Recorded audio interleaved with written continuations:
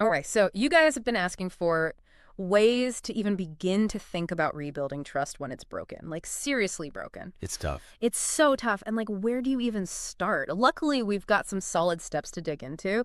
And this isn't just for the person who, messed up. It's insightful for both sides. Yeah, absolutely. It Right. takes two, right? Both people have to be on board. It's a two-way street. Yeah. And approaching this with that understanding from the get-go can be, well, empowering for everyone involved. Totally. Okay, so step one, and it feels huge, E, just saying it, acknowledging the hurt.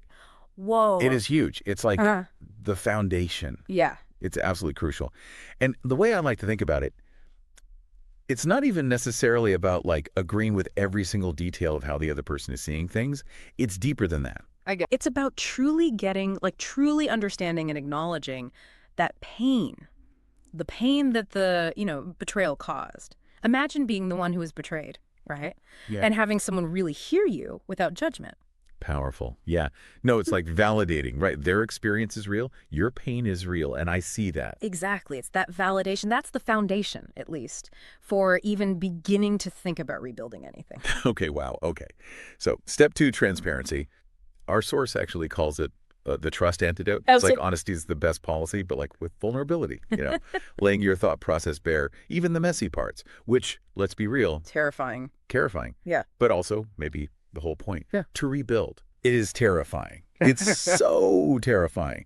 But that's actually where the power is, I think. It's like transparency is more than just admitting you did something wrong. Right. It's like you're opening up that whole thought process, why you did what you did, the motivations, even honestly, even if they weren't pretty, Yeah. Yeah. that honesty, that realness, it can be daunting, Understatement. Huh. right? But also the only way to build something real, I Oh, think. for sure. Big, like, courage over comfort vibes there. That is good stuff. Okay, on to step three. Consistent, trustworthy behavior. Which, duh, actions speak louder. 1,000%. But, like, what does that actually look like here? When we're talking about this kind of hurt? So think of it this way. If you say you're going to change, if you're, apologizing, making promises, whatever it is, consistency is how you actually show up for that. It's the evidence that backs up your words over time. So it's not a one and done? No, not at all. This Oh. might mean going above and beyond, honestly, for a while. Like, you're really proving your reliability. Over and over, you mess up, you own it, you course correct. That consistency, it's what demonstrates that you're serious. It's commitment. Got it. No magical shortcuts. Which, I guess, leads perfectly into that real magic ingredient time. Yeah. And as much as we all wish it didn't have to be this way. Oh, it's real. Like, healing takes time. It does. And this is huge E. It's not linear. There are going to be setbacks, moments of doubt, even anger probably, and that is completely normal. Both people understand that, accepting that. It's vital for creating that space where healing can even begin. That's such a good point, because it's so easy to get discouraged Totally. by those setbacks. Yeah. No rushing. Okay, and finally, seeking professional guidance.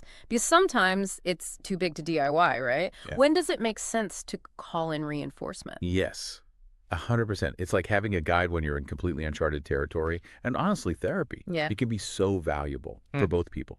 And you can go individually, together, whatever feels right. Yeah. But our source really emphasizes that going to therapy, it's not weak. It's the opposite. It takes strength to show up for yourself like that and for your relationship. Absolutely. So those are the 5 steps. But that final thought from our source, it really stuck with me. How do you know, like deep down, that you're ready to even try to rebuild trust?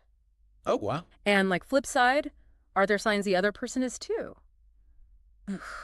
So much to think about. It's a big one. Yeah. And it's so personal, you Yeah. know? But it's worth taking the time to reflect. Thank you so much for like always keeping it real. This was a lot. Anytime. For everyone listening, thanks for joining us for this deep dive. And until next time, take care of yourselves. Bye.